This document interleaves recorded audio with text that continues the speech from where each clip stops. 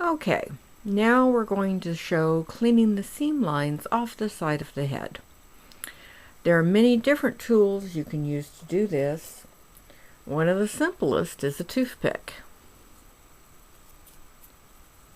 Just go in with the point of your toothpick and rub it gently across the seam line. You don't want to rub too hard.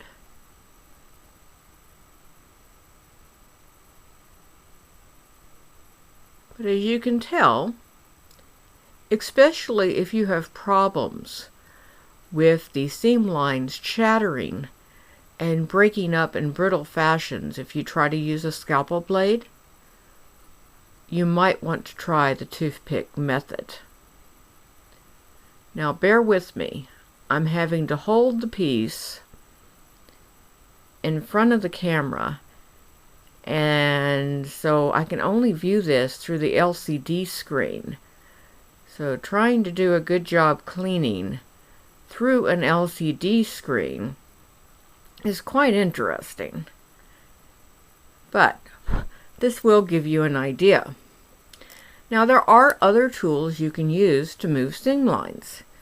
This is a dental floss tool. You can buy it at any Walgreens, etc. And because it stretches, it allows you to do rounded corners and rounded edges quite easily.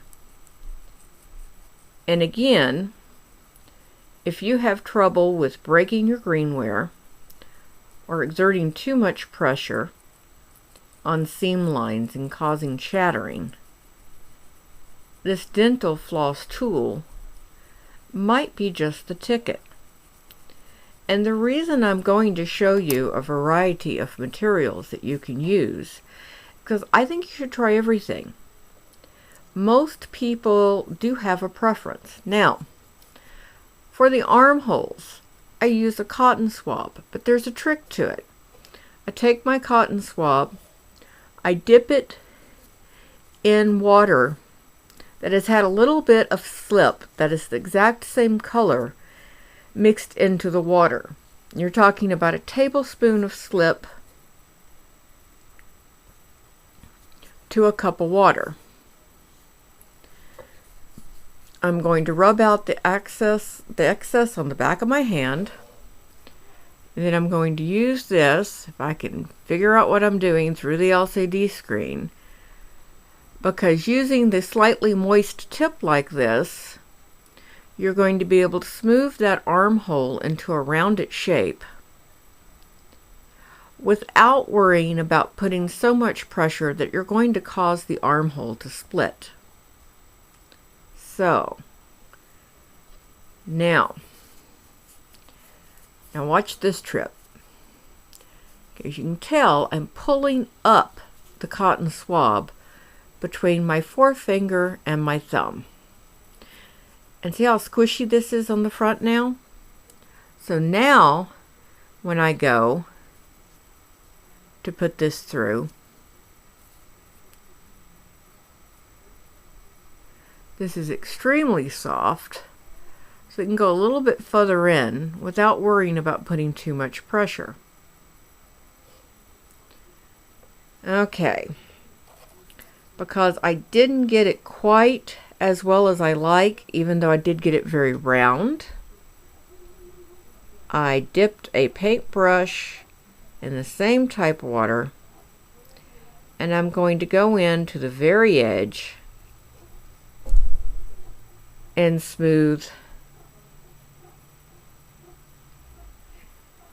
Now, like I said, I'm doing this with the LCD between me and the item I'm working on.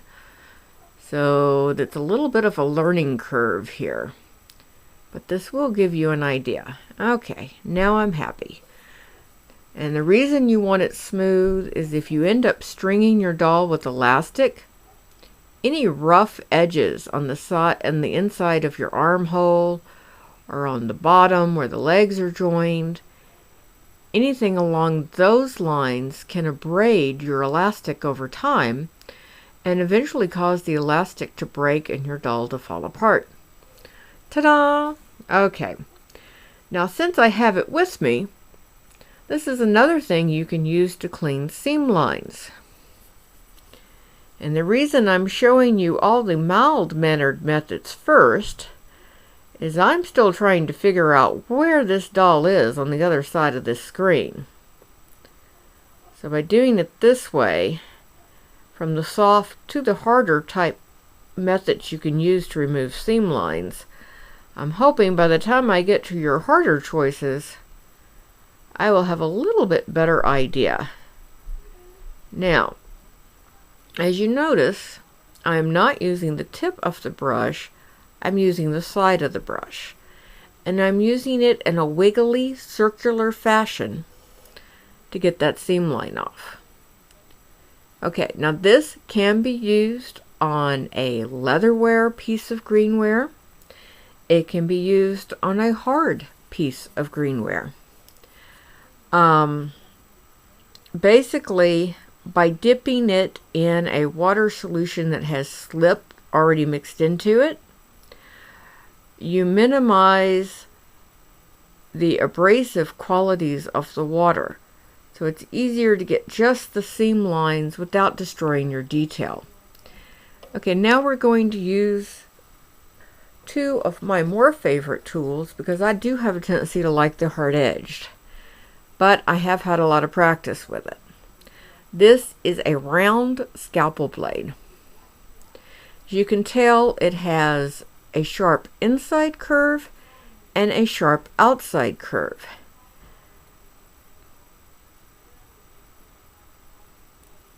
And then here we go. We're going around just the side. Now, I make sure before I start that I sharpen my scalpel blade or I'm using a brand new one. Because doing it this dry method here, if you are not using a perfectly sharp blade, you're going to have problems with drag. But there is a trick to that. What if all you've got is a not quite sharp blade? Then what do? Well, there's a little trick you can use to that. We can take another Q-tip, we wetted it, and we pressed out the excess water, and we're going to go right along the seam line only. And while it's still damp,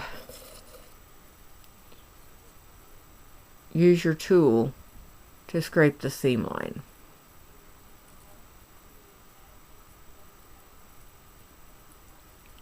And this will help the seam line cut away without shattering. Now, one of the tools I stumbled across completely by accident, and I've turned out to like it both for sculpting and for cleaning greenware. This nasty little item here is actually a piercing needle for people who want to put a larger than average hole through their ear. These hole piercing needles, you can buy them on eBay. They come in tons of different sizes. This is like a medium size one. I think it's like a 16.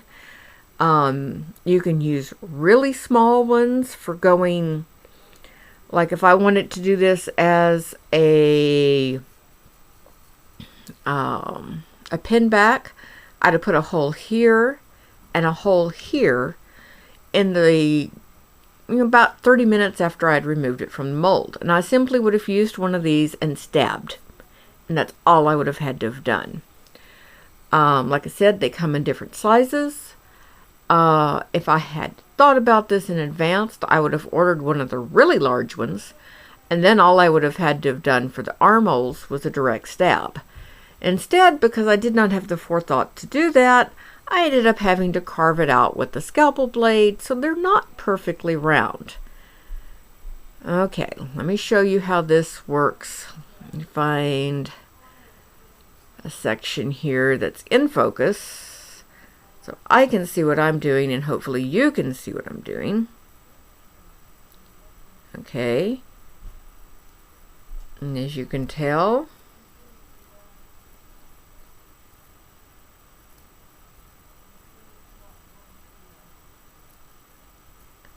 I'm using just the edge. Now, if I didn't have the LCD screen in front of me, you would see me blowing on the doll through a straw to remove excess powder so I can see where I'm going with the next step.